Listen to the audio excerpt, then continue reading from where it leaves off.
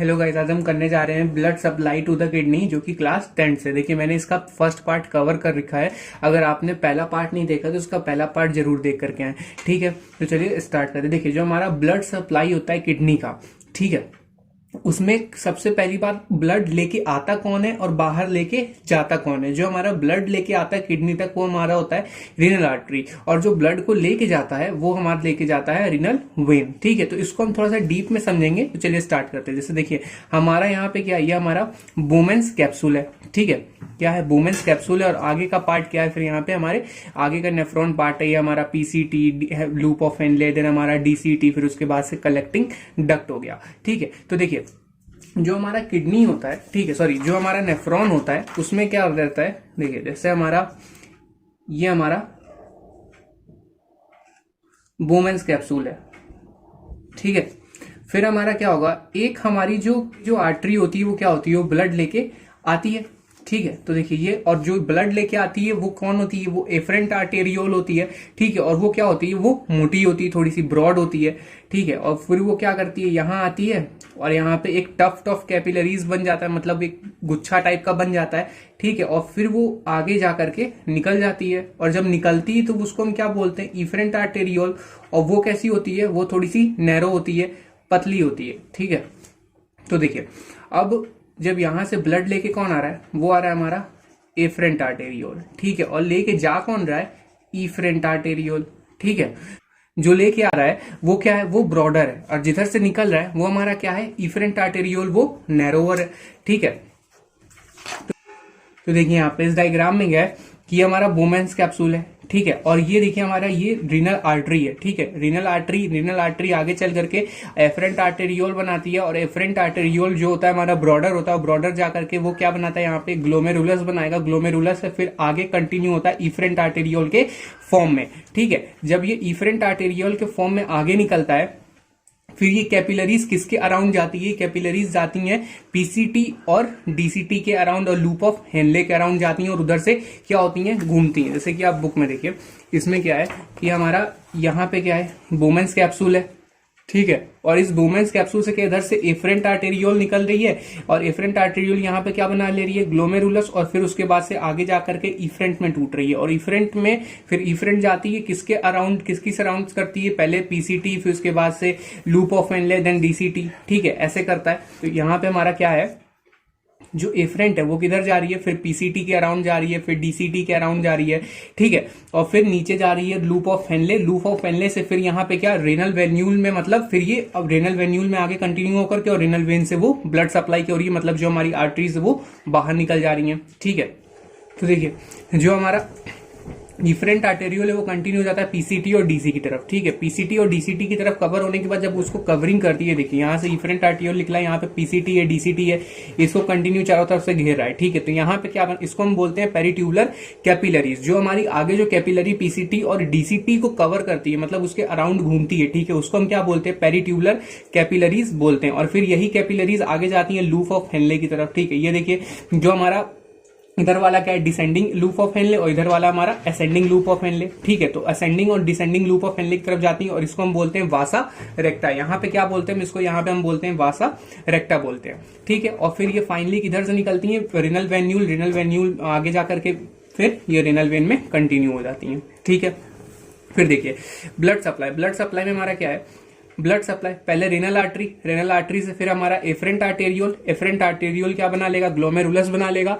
फिर उसके बाद से इफरेंट आर्टेरियोल किसको क्या फॉर्म करती है, पेरिट्यूबुलर कैपिलरीज कैपिलरीज का होता है हमारा पीसीटी और डीसीटी के अराउंड जो रहती है। ठीक है, फिर उसके बाद से आगे जाता है, क्या करता है, rejoin and form renal venule. फिर उसके बाद से आगे जाएगा वहां पे रेनल वेन्यूल, फिर उसके बाद से रेनल वेन में कंटिन्यू हो जाएगा।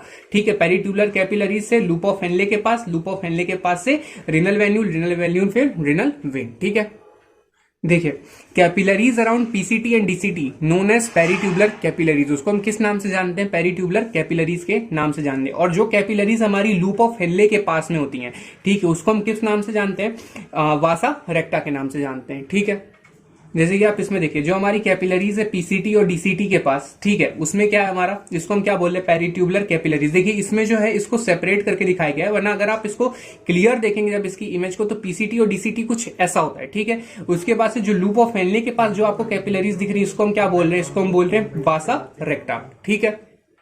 तो एक बार देखिए हम ब्लड सप्लाई पूरी तरह से देख लेते हैं। देखिए जो हमारा ब्लड सप्लाई होता है हार्ट से देखते हैं, हार्ट से क्या अरेज होता है, हमारा अओर्टा अराइज होता है, ठीक है। और अओर्टा आगे चल करके किसमें, रीनल आर्टरी में। रीनल आर्टरी क्या बनाती है, एफरेंट आर्टेरियोल, ठीक है। और एफरेंट आर्टेरियोल फिर हमारा ग्लोमेरुलस को बनाता है, ठीक है। फिर ग्लोमेरुलस से क्या राइज होता है साइड से, इफरेंट आर्टेरियोल। इफरेंट आर्टेरियोल फिर कहां जाती है, पीसीटी और डीसीटी के अराउंड जाती है, उसको हमने क्या बोल दिया, पेरिट्यूबुलर कैपिलरीज बोल दिया, ठीक है। फिर उसके बाद से पेरिट्यूबुलर कैपिलरीज आगे जाती है लूप ऑफ हेनले के पास, उसको हमने क्या बोल दिया, वासा रेक्टा बोल दिया, ठीक है।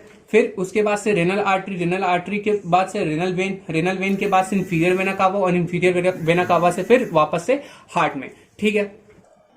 अब देखिए जिसमें blood supply to the kidney, a pair of renal artery branches off from the dorsal aorta to enter the respective kidney, ठीक है। कहां से, अओर्टा से रेनल आर्टरी के उसके बाद से एफरेंट आर्टेरियोल, ठीक है। Renal artery branches and rebranches several time to give rise to arteriole, ठीक है। रेनल आर्टरी क्या करेगी, आगे ब्रांचेस करेगी, फिर उसके बाद उसकी री ब्रांचेस निकलेंगी, सेवरल आर्टेरियोल्स बनेंगे उससे, ठीक है। Afferent arteriole, each such arteriole enter a Bowman's capsule, ठीक है, अंडर नेम एफरेंट आर्टेरियोल, ठीक है। जो ब्लड लेके आता कौन है, एफरेंट आर्टेरियोल, और वो कैसा होता है, ब्रॉडर होता है, ठीक है। Afferent arteriole, the afferent arteriole break into a number of capillaries which form a knot mass like structure, जिसको हमने क्या बोल दिया, ग्लोमेरुलस कह दिया, ठीक है। Closely fitting in side the Bowman's capsule, the reuniting capillaries of the glomerulus form the efferent arteriole. अब देखिए जो हमारा ग्लोमेरुलस होगा एक गुच्छा बन जाएगा, और फिर उसी से क्या निकलेगा, एक आर्टरी निकलती है, जिसको हमने क्या बोल दिया, इफरेंट आर्टेरियोल बोल दिया, ठीक है। और इफरेंट आर्टेरियोल कैसी होती है, नैरोवर होती है, ठीक है। फिर उसके बाद से देखिए the efferent arteriole to carry away, the efferent arteriole after emerging from the Bowman's capsule run a short distance and break up into a secondary capillary network, जैसे हमने क्या बोल दिया, वासा रेक्टा बोल दिया। देखिए जब हमारी इफरेंट आर्टेरियोल निकलेगी, आगे जाएगी पीसीटी डीसीटी के अराउंड घूमेगी, फिर वहां से कहां से जाएगी, लूप ऑफ हेनले के अराउंड, लूप ऑफ हेनले के पास जाती है, तो उसको हमने क्या बोल दिया, वासा रेक्टा बोल दिया, which surround the renal tubule and rejoin to form vein. फिर आगे चलकर क्या बना देती है, रिनल वेन्यूल बना लेती है, by uniting again and again with the other vein of the kidney. It's ultimately form the renal vein which leave the kidney at the median surface to pour the blood into the posterior vena cava, और फिर posterior vena cava के through वापस से, ठीक है।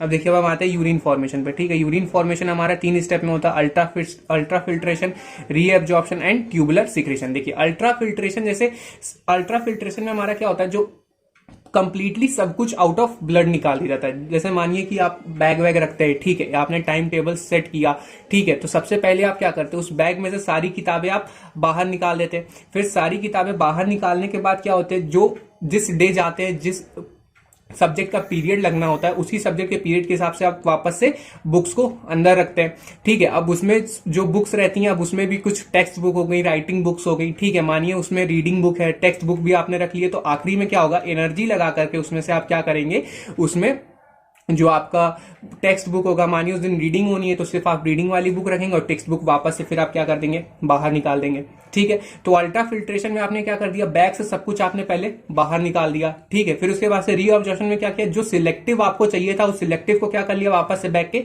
अंदर डाल दिया, ठीक है। और फिर थर्ड आता है हमारा ट्यूबुलर सिक्रेशन। ट्यूबुलर सिक्रेशन में क्या किया आपने, जो आपके लिए अनयूजफुल था, ठीक है, नॉन यूजफुल था, उसको फिर क्या कर दिया आपने, बाहर निकाल दिया, ठीक है। देखिए ultra filtration, everything come out of blood. Reabsorption में क्या होता है, useful substances back into the blood, इसको हमने क्या बोल दिया, सिलेक्टिव एब्जॉर्प्शन बोल दिया, क्योंकि आप सिलेक्टिव चीजों को क्या करेंगे, अंदर रखेंगे, ठीक है। फिर आते हैं ट्यूबुलर सिक्रेशन पे। ट्यूबुलर सिक्रेशन में क्या, non useful substances come out using by using energy, ठीक है। अब वो चीजों को बाहर निकाल देते हैं जिसकी आपकी जरूरत नहीं है, ठीक है। देखिए हम आते हैं अल्ट्रा फिल्ट्रेशन पे। Filtration under very high pressure, ठीक है, और ये अनबायस्ड प्रोसेस होती है, remove both useful and non useful substances. Unbiased process का मतलब वो कुछ भी भेदभाव नहीं करता, वो सब कुछ क्या करता है, बाहर निकाल के फेंक देता है, ठीक है। कहां होती है, अकर इन द रीनल कैप्सूल। अब रीनल कैप्सूल क्या है? रीनल कैप्सूल हमारा जब हम बोनमैन्स कैप्सूल और ग्लोमेरुलस को साथ में मिला के बोलते हैं तो उसको हम क्या बोलते हैं? रीनल कैप्सूल बोलते हैं। ठीक है, अब देखिए जो अल्ट्रा फिल्ट्रेशन होता है इस पे कौन सा कैसे प्रेशर बनता है, कैसे वर्क करता है। ठीक है, तो देखते हैं। देखिए जो हमारा एफरेंट आर्टेरियोल है वो कैसा होता है? वो ब्रॉड होता है। ठीक है, आगे चल करके क्या बना लेता है? वो ग्लोमेरुलस बना लेगा और फिर ग्लोमेरुलस से कंटिन्यू होता है आगे इफरेंट, और इफरेंट कैसा होता है? नैरोअर होता है।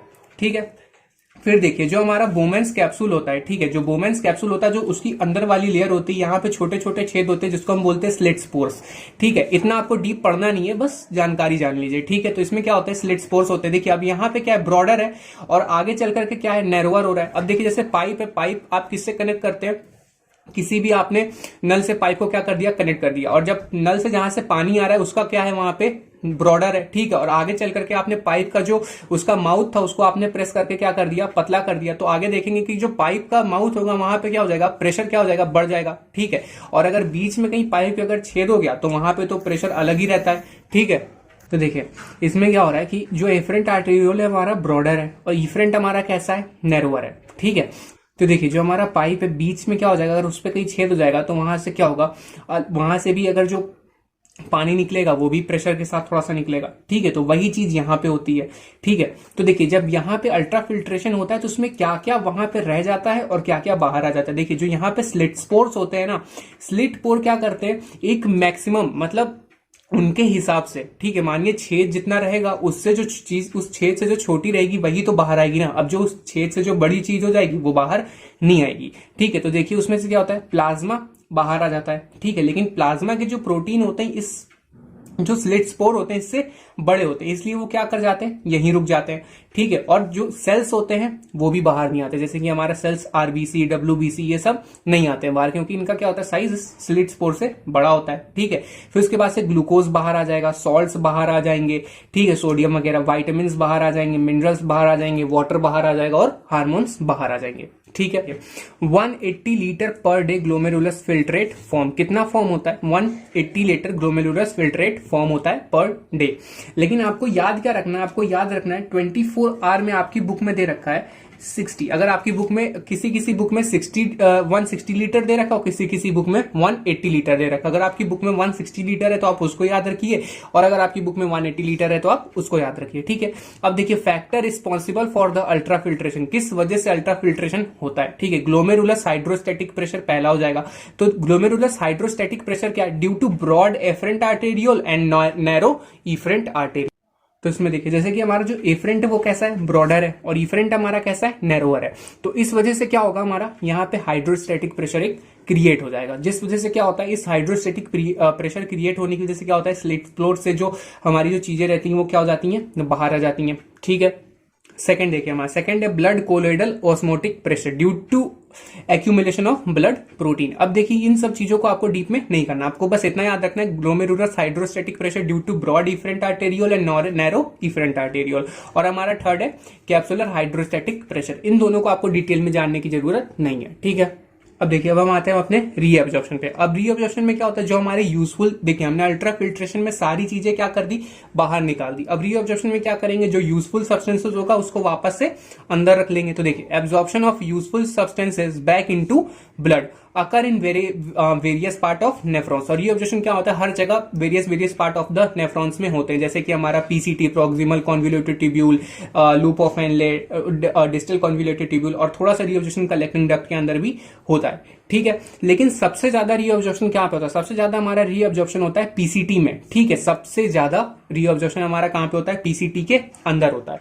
ठीक है, अब देखिए लूप ऑफ हेनले में हमारे दो लिम्ब होते हैं, एक होता है डिसेंडिंग लिम्ब और एक होता है असेंडिंग लिम्ब। ठीक है, तो इसमें देखिए जो ये वाला है हमारा, ये लूप ऑफ हेनले, तो इसमें ये वाला जो लिम्ब है इसका ये क्या है? डिसेंडिंग लिम्ब है, और ये वाला जो ऊपर की तरफ आ रहा है वो कैसा है? हमारा असेंडिंग लिम्ब है। जो फिल्ट्रेट को नीचे की तरफ लेके आएगा वो हमारा डिसेंडिंग हो जाएगा, और जो फिल्ट्रेट को ऊपर की तरफ लेके जाएगा वो हमारा असेंडिंग लिम्ब हो जाएगा। ठीक है, तो देखिए प्रॉक्सिमल कॉन्वोल्यूटेड ट्यूब्यूल। ठीक है, देखिए सबसे पहले लूप ऑफ हेनले को देख लिए। लूप ऑफ हेनले में डिसेंडिंग लिम्ब में सबसे ज्यादा वाटर का रीअब्जॉर्प्शन होता है, ठीक है। मैक्सिमम यहाँ पे क्या होता है, रीअब्जॉर्प्शन होता है वाटर का, ठीक है। ये असेंडिंग लिम्ब में देखिए सॉल्ट का रीअब्जॉर्प्शन होता है, जैसे कि सोडियम वगैरह, ठीक है। उसके बाद से प्रोक्सिमल कॉन्वोल्यूटेड ट्यूब्यूल में किस किस चीज का एब्जॉर्प्शन होता है, देखिए ग्लूकोज का 100% यहाँ पे एब्जॉर्प्शन कह सकते हैं आप हो जाता है, ठीक है। अमीनो एसिड्स का होता है, यूरिया का एब्जॉर्प्शन होता है, रीअब्जॉर्प्शन होता है, सोडियम का होता है, पोटेशियम का होता है, फॉस्फेट का होता है, कैल्शियम का होता है, मैग्नीशियम का होता है, ठीक है। और वाटर का 70% तक यहाँ पे एब्जॉर्प्शन हो जाता है। आपको परसेंटेज याद नहीं रखना, आपको बस ये याद रखना है क्या क्या चीजें रीअब्जॉर्ब होती हैं और कहां कहां पे होती है। तो प्रोक्सिमल कॉन्वोल्यूटेड ट्यूब्यूल में glucose, amino acids, urea, sodium, potassium, phosphate, calcium, magnesium and water, ठीक है। अब देखिए लूप ऑफ हेनले में आते हैं। लूप ऑफ हेनले में असेंडिंग लिम्ब और डिसेंडिंग लिम्ब, ठीक है। डिसेंडिंग लिम्ब में किसका रीअब्जॉर्प्शन होता है, वाटर का, ठीक है। और असेंडिंग में सोडियम का, पोटेशियम का, कैल्शियम का और मैग्नीशियम का, ठीक है। अब देखिए डिस्टल कॉन्वोल्यूटेड ट्यूब्यूल में सोडियम का होता है, कैल्शियम का होता है, मैग्नीशियम का होता है, H2O का होता है और यूरिया का होता है, ठीक है।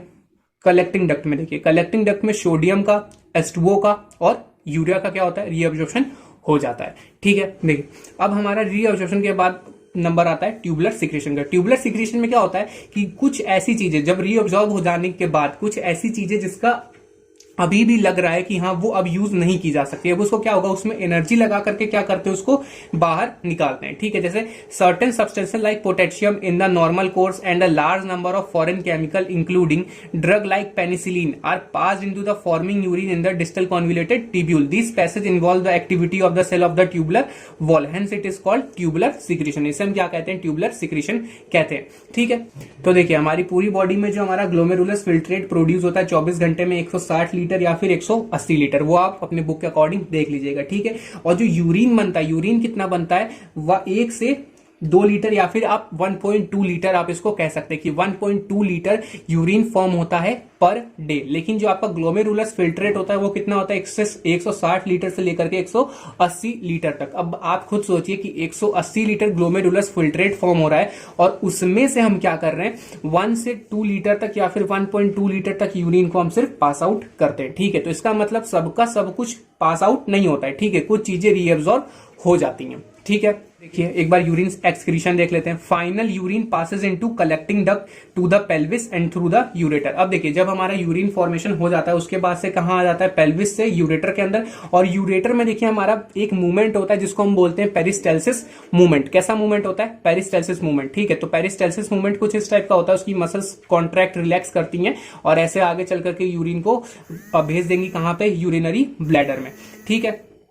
pelvis through the ureter into urinary bladder by ureteral peristalsis wave of constriction in the ureter, and due to gravity urine is expelled from the urinary bladder through the urethra। और फिर वो कहां से, यूरिनरी ब्लैडर से urethra के through जो urine होता है वो बाहर निकाले जाता है, in the penis in male and directly in the female by relaxation of sphincter muscle located at the opening of the urinary bladder into the urethra under impulse from the nervous system. इस process को हम क्या बोलते हैं, maturation भी बोलते हैं, ठीक है।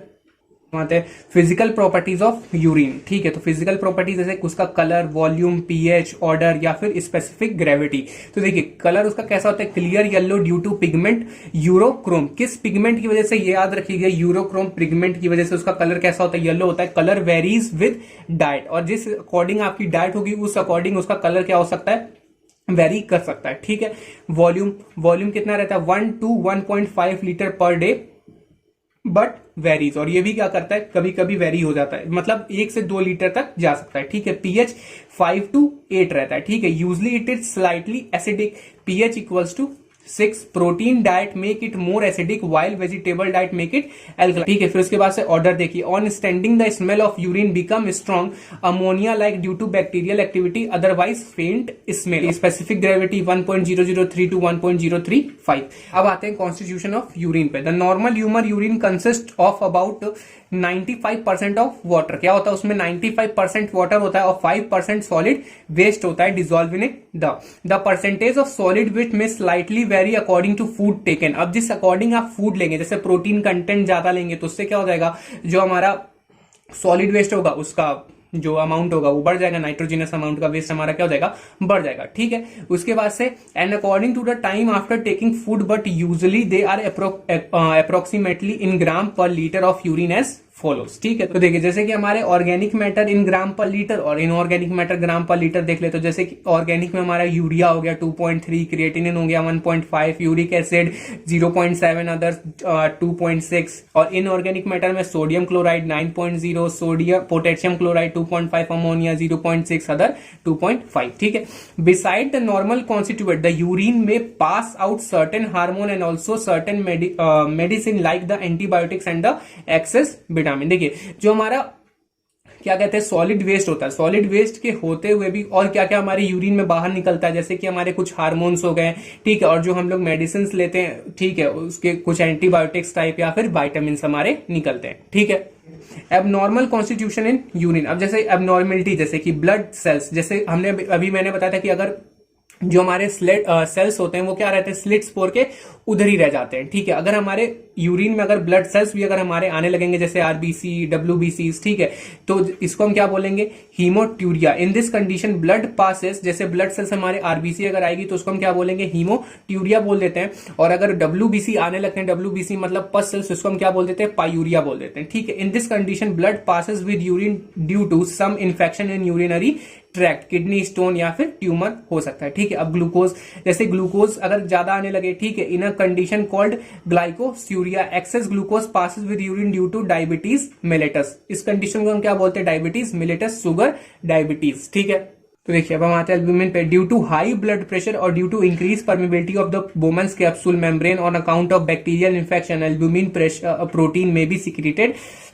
Out by the urine. देखिए अगर हमारा ब्लड प्रेशर जो रहता है नॉर्मल से हाई हो जाता है, ठीक है, या फिर जो हमारी बोमेंस कैप्सूल होती है वो क्या हो जाता है, उसकी जो परमिबिलिटी हो जाती है हाई ब्लड प्रेशर की वजह से वो क्या होती है बढ़ जाती है, या फिर परमिबिलिटी ऐसे भी उसकी बढ़ जाएगी, तो उस केसेस में क्या होता है हमारे प्रोटीन जो प्लाज्मा प्रोटीन्स होते हैं वो भी क्या हो जाता है हमारी यूरिन में आना शुरू कर देते हैं, और जब प्रोटीन्स हमारे आते हैं तो वो भी यूरिन के थ्रू पास होने लगते हैं, और इस कंडीशन को हम क्या बोलते हैं एल्ब्यूमिन बोलते हैं, ठीक है। Bile pigments due to anaemia, hepatitis, jaundice और लिवर सिरोसिस यूरिन में कंटेन बाइल पिगमेंट। इस कंडीशंस में क्या होता है एनीमिया में, हेपाटाइटिस मतलब जॉन्डिस या फिर लिवर सिरोसिस में यूरिन क्या करता है बाइल पिगमेंट्स ज्यादा निकालने लगता है, ठीक है। फिर देखिए अब हम आते हैं रेगुलेशन ऑफ यूरिन आउटपुट पे, ठीक है। तो इसमें देखिए the pituitary gland and diuresis increase production of urine. देखिए डायूरेसिस वो केस है जब हमारा यूरिन का प्रोडक्शन क्या हो जाता है बहुत ज्यादा हाई हो जाता है। इसमें क्या होता है concentration of the urine by water reabsorption is control by anti diuretic hormone ADH. देखिए जो हमारा एडीएच होता है वो क्या करता है यूरिन के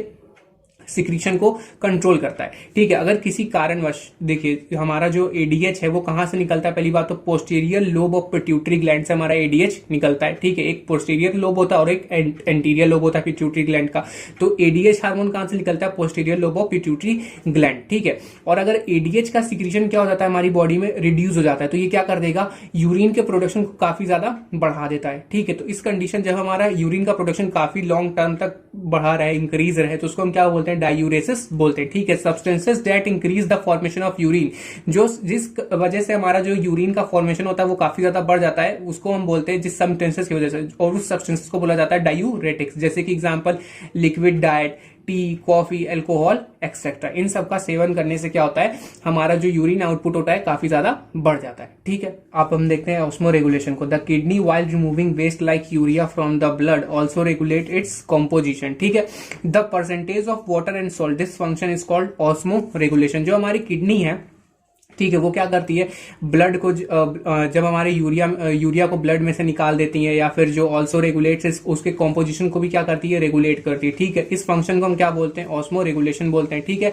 it implies the regulation of osmotic pressure of the blood, और ये हमारा क्या करता है ब्लड के ऑस्मोटिक प्रेशर को मेंटेन करके रखता है, ठीक है।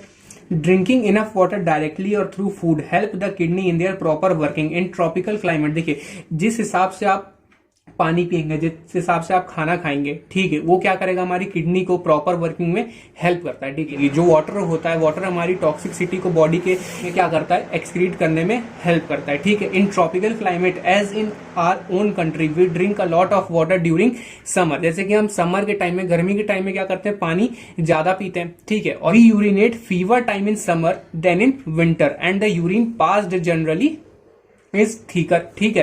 The reason is that in summer we lose a considerable part of water through the perspiration and the kidney have to reabsorb more water from the urine making it from more concentrated। ठीक है, तो यही reason है कि urine क्या करता है, उसको कंसंट्रेट करने के लिए हमारी जो वाटर होता है उसका रीअब्जॉर्प्शन क्या होता है, ज्यादा होता है। ठीक है, अब देखिए इन कॉलेरा में क्या होता है, the patient suffer from vomiting and watery bowels. ठीक है, his intestine are unable to absorb water, उसका जो इंटेस्टाइन होता है वो वाटर एब्जॉर्ब करने की, रीएब्जॉर्ब करने की कैपेबिलिटी को क्या करता है, खो देता है। ठीक है, into the blood. The result is that his kidney reabsorb almost all the water from the urine in the renal tubule and with it even the urea, उसमें क्या हो जाता है, यूरिया का भी रीअब्जॉर्प्शन हो जाता है। Ultimately the patient may die due to poisoning by the accumulation of high quantities of urea, और जब यूरिया कंटेंट बढ़ जाता है तो हमारी बॉडी में टॉक्सिसिटी भी क्या हो जाएगी, बढ़ जाएगी, और फाइनली क्या हो जाएगा, पेशेंट का